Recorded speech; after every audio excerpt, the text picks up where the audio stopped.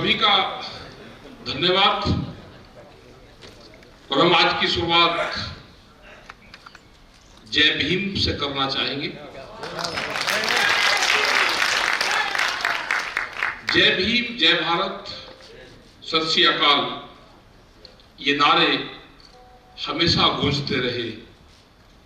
और जिस जमीन पे हम आए, ये बहुत से विचारधाराओं की धरती है। ये नागपुर, यहां से ही बाबा साहब ने एक वैचारिक परिवर्तन किया। और यह भूमि इसलिए भी महत्वपूर्ण है कि बाबा साहब पूरी दुनिया में गए, बहुत से देशों में पढ़ाई की, वहां के संविधान देखे और भारत का संविधान लिखने में अहम भूमिका निभाई। लेकिन कुछ गलत विचारधाराओं के लोग जो देश के संविधान को नहीं मानते थे, वो समानता का अधिकार नहीं देना चाहते थे, बाबा साहब को भी अपना एक अलग से जो परिवर्तन की भूमि है, यहां से एक परिवर्तन करना पड़ा। उन्होंने कहा कि हमको समानता का अधिकार जहां मिलेगा, हम ऐसा धर्म को अख्तियार करेंगे। क्योंकि उनको पता था, उनको जानकारी थी कि हिंदुस्तान ये कृषि और ऋषियों की भूमि है। यहां पे धार्मिक भावनाएं हमेशा जागृत रहेगी। और अपने समाज के लिए उन्होंने जो काम किया, उसके उत्थान के लिए जो काम किया, हमेशा उनको याद करते रहेंगे। एक शब्द आता है कि पिछड़े, दलित। दलित कोई जातियां नहीं है। दलित कौन लोग थे? हम सब दलित हैं। गांव में रहने वाला हर आदमी दलित है। खेत में हल चलाने वाला, जिसके हाथ मिट्टी से सने हैं, जिसके पैरों में जूती नहीं है, जो मिट्टी में काम करता है, जो नहाने से पहले अपने खेत में काम करता है, वो सब दलित है। उसकी कोई जाति नहीं है। आप जाओ, नागपुर के अंदर हैं, वो कितने भी उच्च जाति का आदमी है, अपने खेत में हल चला के खेत की मिट्टी उसके पैरों में, हाथ में लगी हुई, मल्ले कपड़े पहन के आप जाओ किसी 5 स्टार होटल में, आपको कोई घुसने देगा, कितनी भी बड़ी जाति के हो। तो जो मजदूर हैं, जो खेत में काम करता है, जो गांव में रहता है, वो दलित है। इसकी कोई दूसरी परिभाषा नहीं है। उन्होंने काम किया, एजुकेशन पे काम किया, उन्होंने पढ़ाई पे काम किया और समाज के लिए करा। कोई संविधान बना, कोई दलितों के लिए नहीं बना संविधान। संविधान देश के लिए बना। और जिस तरह की आज की सरकारें हैं, वे उस विचारधारा को मानती ही नहीं। बहुत खतरनाक सरकार आज की आई है। अब जो मौजूदा हालात है, वे देश के ना संविधान को मानते, ना देश के वे कानून को मानते। उनको सत्ता चाहिए, सत्ता, और वो किसी भी कीमत पे अगर आगे तो उसको छोड़ना नहीं चाहते। बहुत लोग हमसे क्वेश्चन करते हैं कि दिल्ली में इतना बड़ा आंदोलन चला और उसके बाद में उत्तर प्रदेश में क्या हुआ? आज भी जो प्रेस के लोग थे, उनका बड़ा क्वेश्चन था। जो भी हमसे मिलने यहां पर आए, तो उसका एक बड़ा क्वेश्चन था ये। लेकिन हालात क्या है? आपकी महाराष्ट्र के अंदर चुनी हुई सरकार थी, आपने सरकार बना के दी, सरकार अपना काम कर रही थी। हम कोई विचारधारक नहीं उसके कि उनके विचारधारक थे, लेकिन जो हुआ वो सब ने देखा। चुनी हुई सरकार को कैसे तोड़ा गया वो सब ने देखा। मध्य प्रदेश के अंदर भी यही हुआ, उत्तर प्रदेश के अंदर भी यही हुआ कि जो लोग 30,000 से जीते हुए लोग थे उनको कहा कि आप जाओ, जो अपनी गिनती में थे जब वहां पे, कि आप जाओ, ऊपर से आदेश है और ये कहा है कि आज को सुरक्षित घर तक पहुंचा दो, आपके और आपके परिवार के लिए ठीक नहीं है। तो कितनी बड़ी दहशत है। क्या तलवारों के बल पे राज करना चाहते हैं ये? 30,000 से जीते हुए कैंडिडेट को गिनती से हटाकर घर भेज दिया और पुलिस की कस्टडी में कि आप पे हमला हो सकता है, और वो लोग छोड़ के चले गए और दूसरे कैंडिडेट को 2,000 वोटों से जिता दिया। हम तो नॉन पॉलिटिकल लोग हैं, हम किसी के साथ नहीं है, नॉन पॉलिटिकल है, लेकिन हम आगाह करते रहे कि जिसको चुनाव लड़ना है, जिसको गिनती पे जाना है, एक विधानसभा पे 100 ट्रैक्टर और 1,000 आदमी अगर आपके पास में होंगे तो गिनती हो जाएगी, नहीं तो हारोगे। और अगर फिर भी ना समझे भाई, हम कोई उनको एडवाइजर तो है नहीं, क्योंकि हमको ये लगता है कि देश में अगर विपक्ष कमजोर होगा, जो पार्लियामेंट और विधानसभा में आवाज उठावेगा, तो देश के लिए घातक होगा। और जब जब भी जिस कंट्री में, जिस देश में विपक्ष कमजोर होगा तो वहां पर तानाशाहों का जन्म होगा, और देश में तानाशाहों ने जन्म ले लिया है। हमने देखा उत्तर प्रदेश के अंदर जिन लोगों को उनकी पार्टी के लोगों ने सिंबल दिया कि जाके अपना पर्चा दाखिल कर दो, लास्ट टाइम पे वो पर्चा दाखिल करने डीसी के ऑफिस में नहीं गया, बीजेपी के मुख्यालय में गया और पर्चा वहां दिया कि जिससे कैंडिडेट को दूसरा भी ना भर सके। तो इतनी दहशतगर्दी का माहौल अगर देश में है तो क्या होगा।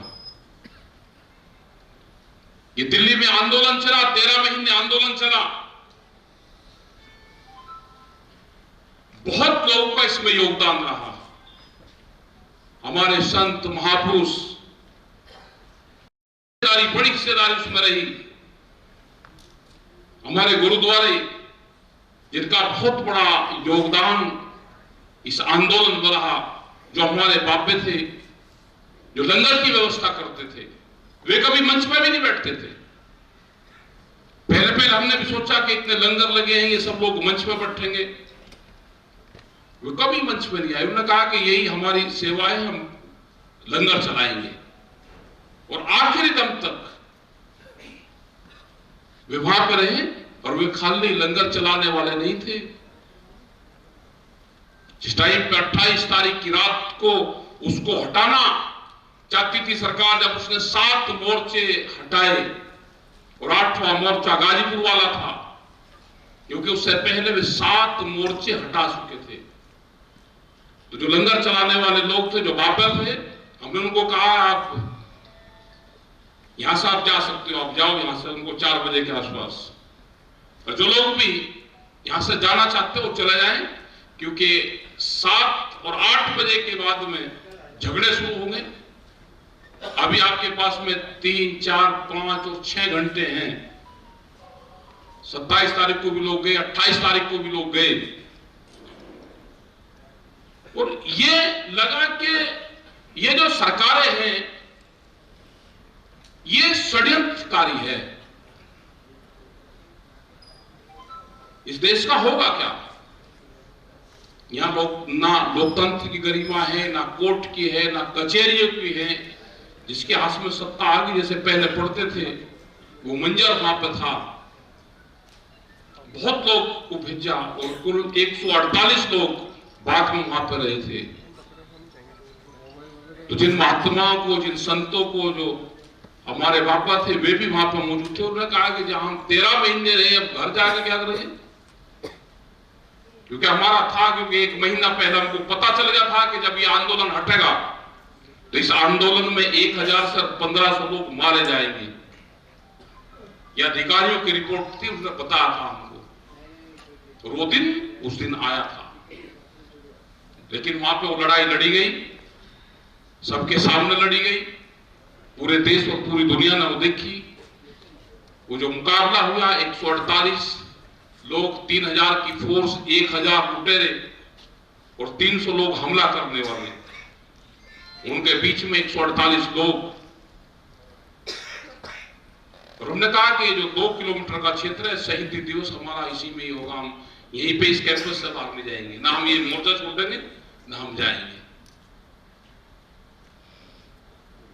कि षड्यंत्रकारी है ये लोग। हम करीब 4 लाख से ज्यादा ट्रैक्टर लेकर दिल्ली में गए। वे ट्रैक्टर वे थे जो भारत सरकार ने 10 साल की पाबंदी लगाकर उनको बंद कर दिया। कोई हमारा मकसद नहीं था कि हम ट्रैक्टर लेकर जाए, लेकिन हमने कहा कि जो पॉलिसी आपने बनाई, क्या कोई ट्रैक्टर 10 साल में कोई बदल सकता है? 10 साल में कुछ नहीं ट्रैक्टर का बिगड़ता। हमने कहा कि दिल्ली की चमचमाती सड़कों पर वो ट्रैक्टर हमारे चलेंगे। 26 तारीख को हम भी झंडा फहराएंगे, हमारे लोग भी देश की आजादी का जश्न है वो मनाएंगे। और हमको अंदाजा नहीं था, हमको था कि 10-15 हजार 20,000 ट्रैक्टर आ जाएंगे। लेकिन लास्ट तक ये रहा कि जब 22, 23 और 24 तारीख हो गई, पंजाब और पूरे कई स्टेटों से लोग ट्रकों में भर भर कर ट्रैक्टर, तो हमारी भी वो होगी कि इसमें होगा क्या। और 4 लाख से ज्यादा ट्रैक्टर दिल्ली की सड़कों पर चारों तरफ उन्होंने लगा दी। प्रशासन को कहा कि आप इसकी परमिशन अंदर से हमको रूट आप दे दो, हम डिसाइड इसको कर लेंगे। इधर के बोर्ड ट्रैक्टर इधर से निकालते हुए 10, 15, 20, 25 किलोमीटर दिल्ली के अंदर को चले जाएंगे और लोग अपने गांव वापसी चले जाएंगे। लेकिन वे तो षड्यंत्रकारी है, क्योंकि ये जो धरती है जहां पे नागपुर में है, ये बैठ के पूरा प्रोग्राम यहां पे बनाते हैं। ये विचारधारा यहां से जाती है पूरे प्रेस के लोगों को, पूरे प्रेस के लोगों को क्या उनका पूछना है वो यहां से जारी होता है, इसी नागपुर की धरती से जारी होता है कि प्रेस के लोगों को क्वेश्चन क्या पूछना है। उन्होंने जो रास्ते हमको दिल्ली में दिए और 25 तारीख की रात तक वो बहकाते रहे, नक्शा बनाते रहे, देते रहे, और बनाकर हमने जब सुबह ही चले तो जोन से रास्ते हमको दिए, उसी रास्ते पे बैरिकेड थी। भाई ये कर क्या रहे थे ना, यहाँ ये ऐसे चल जाओ तो रोंग साइड से करे। वहां पर महिलाएं पुलिस लगा रखी। महिला पुलिस का मतलब ये है कि इनके साथ में अगर बदतमीजी करें, देखो जी महिलाओं के साथ में कर रहे। और जो दिल्ली जाने के रास्ते थे वे खुले छोड़ रखे, और लाल किले का रास्ता बता रहे, लाल किले पे जाओ, लाल किले पे जाओ। भाई लाल किले पे जाकर किसान को जाना होता तो पार्लियामेंट पे जाता। किसानों के साथ में पूरा षड्यंत्र रचा, और फिर वो दिखागा कि उन्होंने झंडे का अपमान किया। हम तो 4, 5, 6 लाख झंडे तिरंगे वैसे ही लेकर गए थे। देश, वहां की दिल्ली की जनता फूल से वर्षा कर रही थी, लेकिन ये तो षड्यंत्रकारी थे ना कि झंडे में इनको कह के तिरंगे का वो कर इनको बदनाम करो। क्योंकि तो पहले से ही कहते थे कि जो सिख समाज के लोग आ रहे हैं ये तो खालिस्तान नहीं है, एक माहौल खराब करने का काम करेगा। और 28 तारीख को पूरा दिन से वही कहना शुरू कर दिया, फिर देखो जी तिरंगा झंडे का अपमान करा, देखो जी अपमान, क्योंकि मीडिया सब इन्हीं का ही है। लेकिन देश की जनता इनकी बात को समझ गई, इनके साथ में कोई नहीं है। आंदोलन का रास्ता लोगों को करना पड़ेगा, आंदोलन छोड़ना नहीं। बगैर आंदोलन के कुछ नहीं होगा। जो हमारे साथ में अभी भी लोग हैं जो व्यापार करते हैं, वे सब इस आंदोलन को छोड़ के बहुत से लोग चले जाएंगे। वो उस बीजेपी की विचारधारा से शामिल होकर या तो बीजेपी ज्वाइनिंग कर लेंगे या सरकारी संगठन बनाए किसानों के, उसको ज्वाइनिंग कर लेंगे।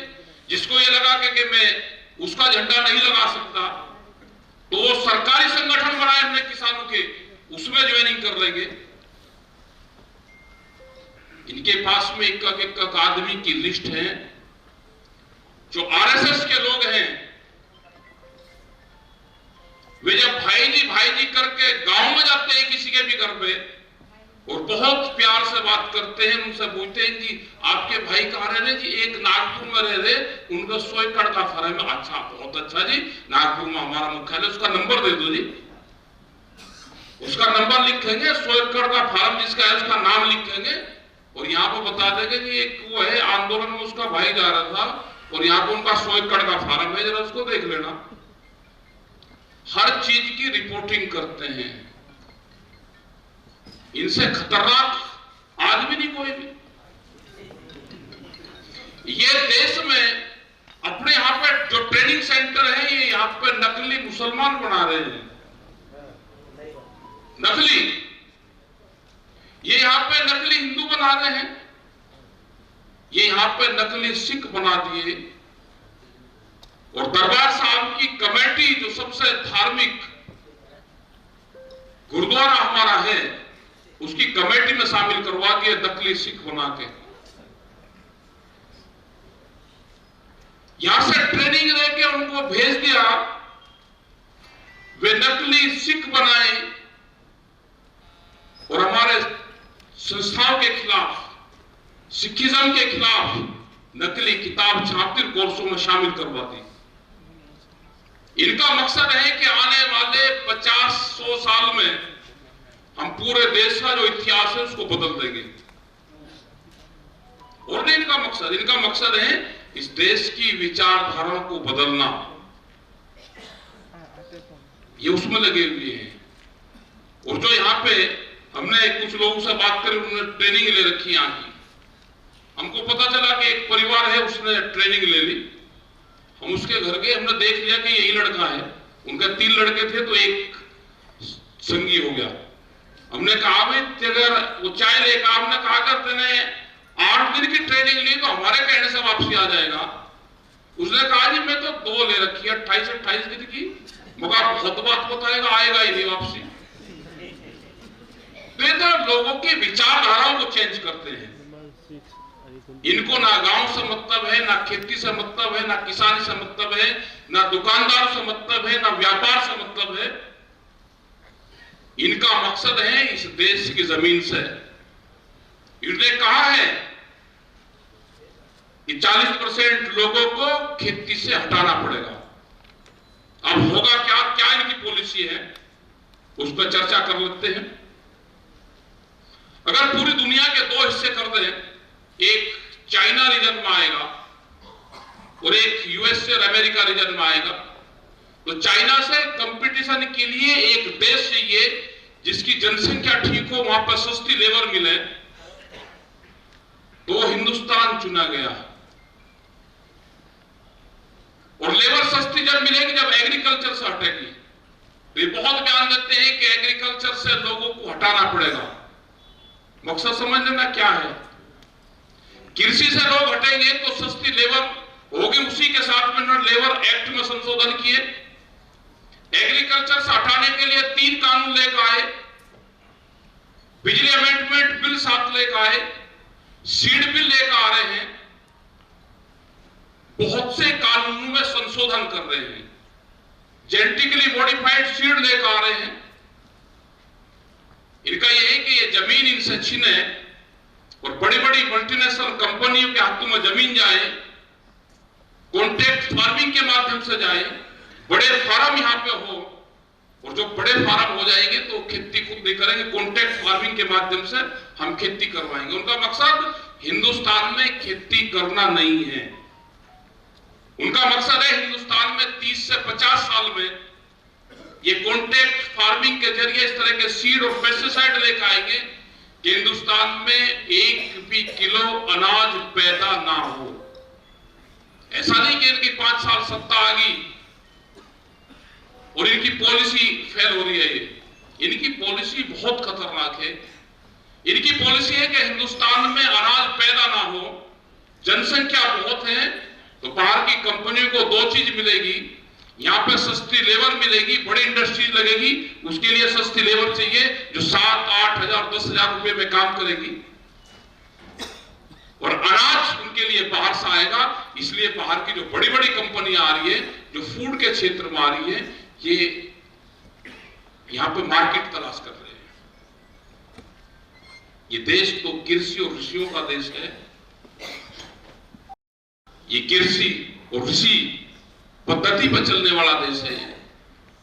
अगर यहाँ के साथ में कृषि के साथ में छेड़खानी करोगे तो यहाँ पे आंदोलन होते हैं। यहाँ पे ऋषि पद्धति के साथ में छेड़खानी करोगे तो भी यहाँ पे आंदोलन होते हैं। और देश ये आंदोलन से बचेगा, पॉलिटिकल पार्टी से देश नहीं बचना। पॉलिटिकल पार्टी को तो अपनी जान बचानी भारी हो रही हो, देश को कहां बचाएगी। और इस देश को जैसे आजादी में के टाइम पे 90 वर्ष देश में संघर्ष हुए, 90 वर्ष बाद में आजादी मिली, तो भी ये जो किसानों की आ जाती है, गांव की आ जाती है, गरीब की आ जाती है, मजदूर आदिवासी, इसकी जो आ जाती है, इसके लिए संघर्ष करना पड़ेगा। आप लोग अपना तैयार रहे। जैसे ये क्षेत्र विदर्भ के क्षेत्र में हम आए, सबसे ज्यादा आत्महत्या आई यहां पर हो रही। आत्महत्या इसलिए होती है कि फसलों के दाम नहीं मिलते। 1967 में 1 क्विंटल गेहूं हम बेचते थे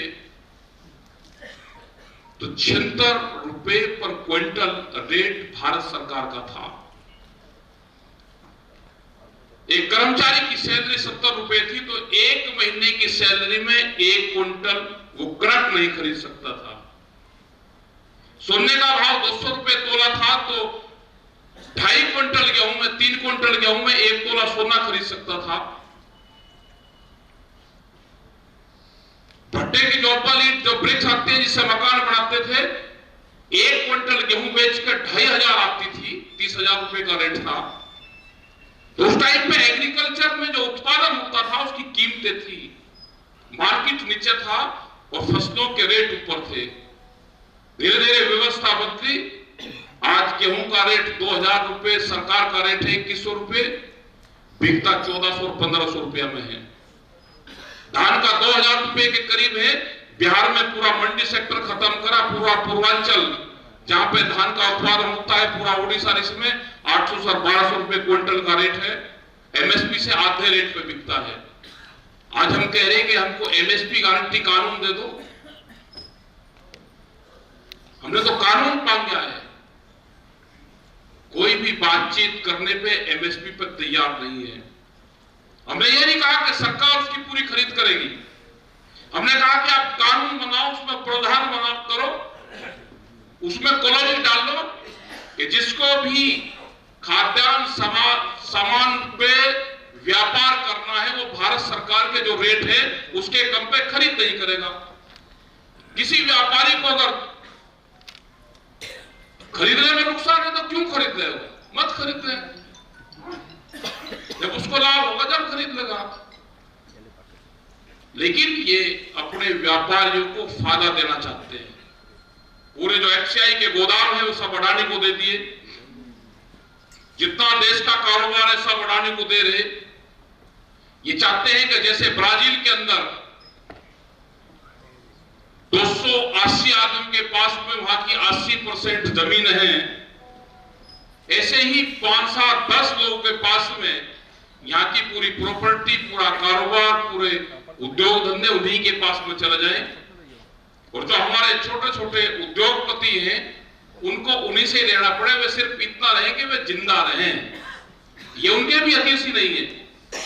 वे सिर्फ जिंदा रहे, काम करें, दाल रोटी चलती रहे। खेती भी इन्हीं के पास में जाएगी, इंडस्ट्रीज भी इन्हीं के पास में जाएगी, रोड बन रही है, हाईवे के ठेके भी इन्हीं के पास में जाएंगे। बहुत बुरी स्थिति देश की हो रही है। इसमें सभी लोगों को तैयारी के साथ में आंदोलन का रास्ता चुनना पड़ेगा। आंदोलन जैसे दिल्ली में चला, वो एक जगह का आंदोलन नहीं था, वो हिंदुस्तान की विचारधारा से जुड़ा हुआ आंदोलन था। वर्धा में जैसे बताया कि वर्धा में इतने दिन आंदोलन चला, हमको जानकारी उसकी थी। इसी तरह के बहुत आंदोलन उस टाइम पे देश के अलग अलग हिस्सों में चले हुए थे। वो दिल्ली के आसपास करीब 500 किलोमीटर के क्षेत्र में बहुत आंदोलन थे। कर्नाटक हम गए तो वहां पे लोगों ने बताया कि हम यहाँ पे आंदोलन कर रहे थे, और जब भी संयुक्त मोर्चे की कॉल होती थी तो उस कॉल को सब लोग फॉलो करते थे। तो आने वाले टाइम पे भी ये वैचारिक क्रांति होगी। विचार से जुड़ी हुई जो क्रांति होती है वो दुनिया में परिवर्तन लाती है। 2013 और 14 में भी वैचारिक ही क्रांति थी एक किस्म की। आप छोटे से बच्चे से पूछते थे जी, क्योंकि टीवी पर उस पर इतना प्रचार सरकार ने अपना किया कि किसी से पूछ लो, अब की बार घर घर सब बताते थे। लेकिन अब पूछ लो इस आंदोलन से, क्योंकि बड़े मीडिया ने हमारा साथ नहीं दिया, वे तो उनके चले गए, जाली आपके वहां पे खरीद दे सब बोल रहे। लेकिन सोशल मीडिया के माध्यम से बहुत बड़ा परिवर्तन आया। घर घर में बच्चों ने जो हमारा ये जो कोरोना काल था, इसमें आंदोलन को फायदा बहुत हुआ। कोरोना काल से, कोरोना काल जब चला तो स्कूल बंद रहे, बच्चों की ऑनलाइन पढ़ाई चली। जो बच्चे थे, जो 6, 7, 8 साल के बच्चे थे, वो मोबाइल पे पढ़ाई करते थे। जो घर में अनपढ़ लोग थे, जो पापा थे, इनके पिताजी थे, मोबाइल उस टाइम पे खरीदे गए। वे कहते थे भाई दिल्ली का आंदोलन भी दिखा दे। तो बच्चा तो मोबाइल चलाना जानता था, पापा जानता नहीं था, तो उनका दोनों का तालमेल हुआ। अगर इनको पता चल जाता कि ऑनलाइन पढ़ाई से इसको आंदोलन को फायदा हो रहा है, तो ये उस पर बैन करते। आज आप गांव में कहीं पे भी जाओ तो 7, 8 साल का, 6 साल से 10 साल का बच्चा है, वो सब जानता है आंदोलन को। एक बार ऐसे ही बोलता है वो, अब तुरंत वो वीडियो निकल आती है, क्योंकि लाखों आंदोलन की वीडियो पड़ी। इस आंदोलन का कोई लीडर भी नहीं था। इस आंदोलन के 40 लीडर थे, जो जत्थेबंदी के लोग थे। और हमने बाद में भी और लास्ट तक ये कहते रहे, जब सिंगू बॉर्डर की उसकी बात आई, हमने कहा कि हमारे मंच भी वही रहेगा और हमारे पंच भी वही रहेंगे। इस आंदोलन का कोई लीडर नहीं है, इस आंदोलन की लीडर ये जनता है। इसी ने ये आंदोलन चलाया। बहुत लोगों का इस आंदोलन में सहयोग रहा। वे वहां तक नहीं भी जा पाए तो भी वे आंदोलन का हिस्सा बने रहे। और आने वाले टाइम पे भी हमको अपनी जमीन बचानी है, फसल और नस्ल हमको बचानी है, तो आंदोलन का हिस्सा बनना पड़ेगा। एक फसल कुर्बानियां देनी पड़ेगी एक फसल की। हमने राजस्थान में कह दिया एक फसल का मतलब नहीं कि फसल की जुताई कर दो। उन्होंने जुताई शुरू कर दी थी। हमने कहा एक फसल की कुर्बानी दे दो, तो तीसरे दिन पता चला कि उन्होंने गेहूं की बुआई वो हीरो चला दी, उसमें ट्रैक्टर चला दिए। बहुत मुश्किल से रखती, हजारों एकड़ जमीन उन्होंने जुताई कर दी उसकी। एक फसल का मतलब है कि एक फसल की कमाई इस आंदोलन में लगा है,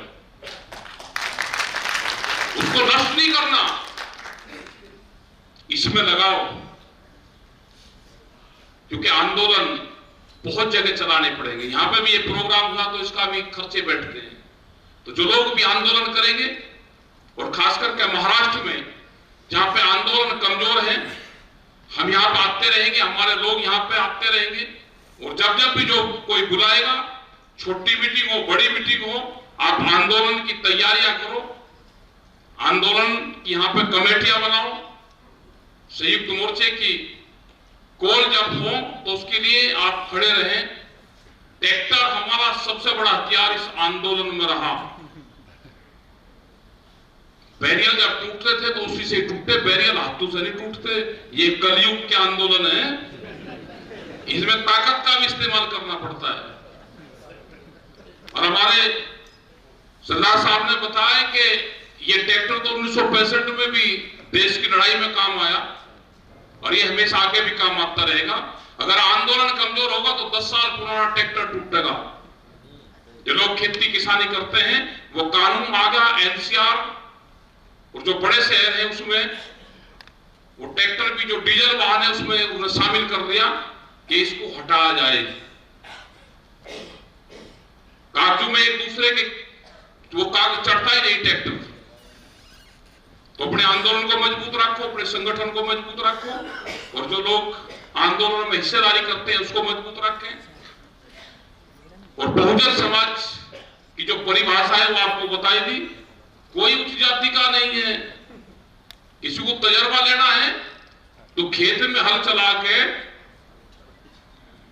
वही कपड़े पहनकर आप कहीं शहर के किसी बिल्डिंग में चले जाना, जो शहर के लोग हैं, अगर आपको अपने दरवाजे पर अंदर बैठा ले तो खेत में काम करने वाले लोग सब बहुजन हैं, सब उसी समाज से हैं। और बाबा भीमराव अंबेडकर के परिवार के लोग भी रहते हैं यहाँ पे। उनके परिवार के लोग मिले, हमने उनको कहा भाई आप यूपी में, राजस्थान में, उधर आप जाओ, आंदोलन जब होते हैं या बड़ी मीटिंगें होती हैं आप उसमें भी आप जाया करो। क्योंकि बहुत लोगों को ये पता ही नहीं कि बाबा साहब के भी परिवार के लोग भी हैं, लेकिन वे यहां तक ही रहते हैं। उनको भी जब इस तरह की जब मीटिंग हो तो उनके परिवार को लोग बुलावे, उसमें बहुत आस्था उनके परिवार में लोगों की है। तो जो कमेटी है कभी भी इस तरह के प्रोग्राम हो उनको भी बुलवाओ। अपने यहाँ पे गुरुद्वारे हैं उनका भी सम्मान, और जो कमेटियां हैं वहां पे भी जाते रहो, क्योंकि जब भी आंदोलन होंगे तो गुरुद्वारे नंबर 1 पे हमारा साथ देंगे।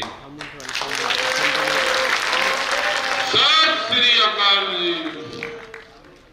क्योंकि ये कलयुग है, कलयुग में भूख हड़ताल से कामयाबी नहीं मिलेगी। भूख हड़ताल जब करते थे, जब राजा प्रथा थी कि राजा से लड़ नहीं सकते थे तो भूख हड़ताल कर ले, राजा को दया आ जाए और हमारा काम करते हैं। ये तो कलयुग के राजा हैं, यहां दया की नहीं, जैसे ही आपने गर्दन नीची करी ये कत्ल करेंगे। ये पूजा पाठ करने वाले हैं, लेकिन ये उस खानदान से जिस खानदान में बलि प्रथा थी मंदिरों में, ये उस खानदान के हैं, याद रख लेना। ये पूजा पाठ करने वाले हैं लेकिन ये बलि प्रथा वाले हैं। इनसे डरने की जरूरत नहीं, ये डरपोक भी उतने ही हैं। आप डट के खड़े रहोगे, इन्हें पूरे सिस्टम को कैप्चर कर लिया। सब लोग हमारे संपर्क में हैं, सब विभागों के लोग संपर्क में। उन्होंने कहा जी हटना नहीं, हटना नहीं। एक जगह चले गए, टिकैत साहब के ऊपर मुकदमा था रेलवे का, आज पर्चा दे, पुलिस आ रही, ये होगी जी, कुर्गियों में केले में चलो चले चलेंगे। कोर्ट में गए, जज ने कहा जी बस होगा, मुकदमा भी खत्म होगा और अपना आंदोलन मत छोड़ना। टिकैत साहब कहने लगे भाई ये मामला पहले ही देखा, भाई आंदोलन ना छोड़े तो आपने बुलाए क्यों? कहते जी वो काम मेरा है, और जो काम आपका उसे छोड़ना नहीं, आंदोलन छोड़ना नहीं, आंदोलन करते रहो। तो भाई ये तो है कि जिसका जो काम है वो कर रहे, घबराने की जरूरत नहीं। जब जरूरत होगी तो सारी संस्थाएं आपके साथ में खड़ी मिलेंगी। अगर ये छेड़खानी 28 तारीख में करते तो इनको भुगतना पड़ता। सब देश का जवान और किसान सब वहां से ही जाता है। अभी भी पत्रकार एक न्यायिक भाषा का इस्तेमाल हुआ आज क्योंकि नागपुर की धरती है तो भाई नया क्वेश्चन तो जरूर होगा। उन्होंने कहा जी माओवादियों ने चिट्ठी लिखी आपको, एक साल बाद हमें पता चला भाई हमारी इंटेलिजेंस है ये है, वो कहाँ गई थी, उनको पकड़ो। मैं कहा चिट्ठी हमें भी दिखा दो भाई कहाँ है, किस तरह की चिट्ठी की, आपका समर्थन करा उन्होंने। अब कोई समर्थन कर रहा चिट्ठी के जरिए, बताओ उसका क्या करना भाई, इसको पकड़ दो। मैं तो समर्थन नहीं मांग गया, आप पकड़ दो उसको। कहा किसने करा, कौन से, उसने कहा वो कौन विचारधाराओं से हमारी सहमत हो गया। तो इस तरह के क्वेश्चन करते हैं, लेकिन हम इनका सबका जवाब देते हैं। हमने कभी किसी प्रेस वाले को ये नहीं कहा कि ये क्वेश्चन पूछना और ये ना पूछना। हमने जो जिसने पूछा उसके सबके जवाब दिए। इनकी मजबूरी है क्योंकि एक ही घंटे में 7-8 चैनल पर अलग अलग प्रोग्राम रहे। उन्हें एक क्वेश्चन, कोई क्वेश्चन सबने पूछा, मगर मरज क्या है, ये 5 क्वेश्चन पूछ रहे और ये भी पूछ रहे, ये लिखत पढ़त में कहीं से आ जरूर रहे।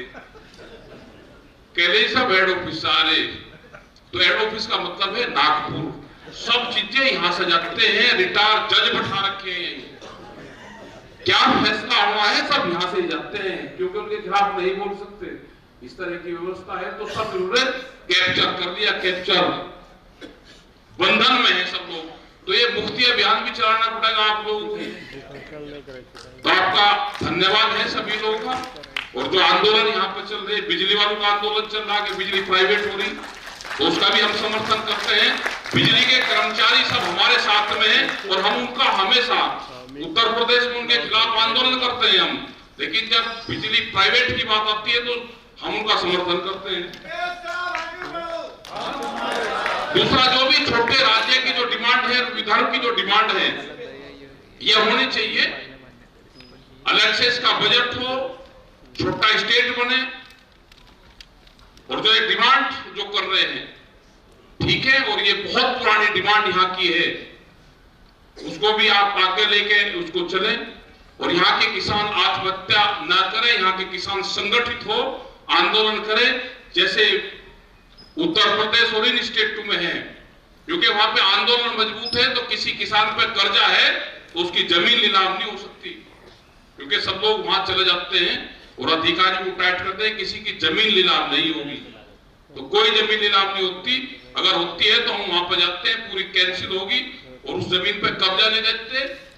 93 में एक जमीन नीलाम हुई थी, आज तक उस जमीन पे बोर्ड गार्ड रखा है और वह 6 बार जमीन आके बिकी, लेकिन कब्जा उसी किसान का है। तो आप लोग संगठित रहे, आंदोलनरत रहे। हमारे मंचों पर 2 चीजों पे बैन रहता है, एक तो जातियों पे कटाक्ष नहीं करते, किसी के पक्ष और कटाक्ष की बात नहीं करते। दूसरा, पॉलिटिशियन पे किसी का समर्थन और वो नहीं करते। 2 चीजों पे हमेशा बैन रखते हैं, लेकिन आधा करते रहते हैं कि पॉलिटिक्स में हो क्या रहा।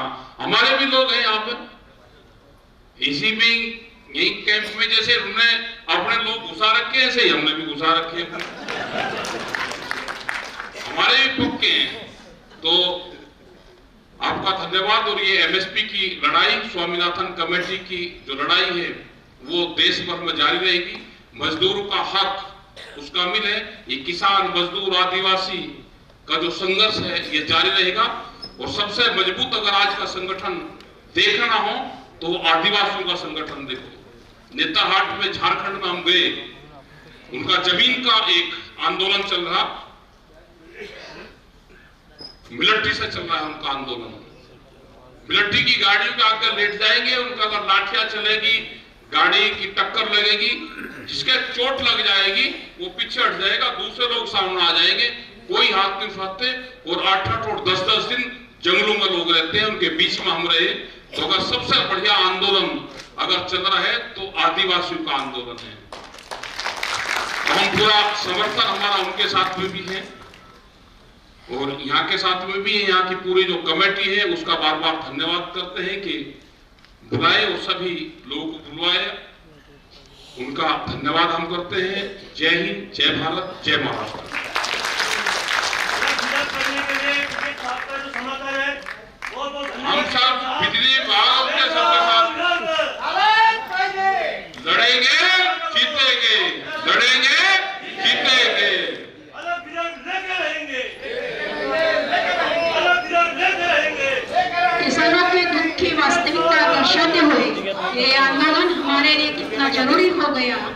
आपका हौसला और हिम्मत ही इस देश के किसानों को उभारने में मदद करेगी। धन्यवाद टिकैत जी। इसके बाद में आप सभी से अनुरोध है कि गुरुद्वारा प्रबंधन समिति की तरफ से नाश्ता की व्यवस्था बाहर की गई है।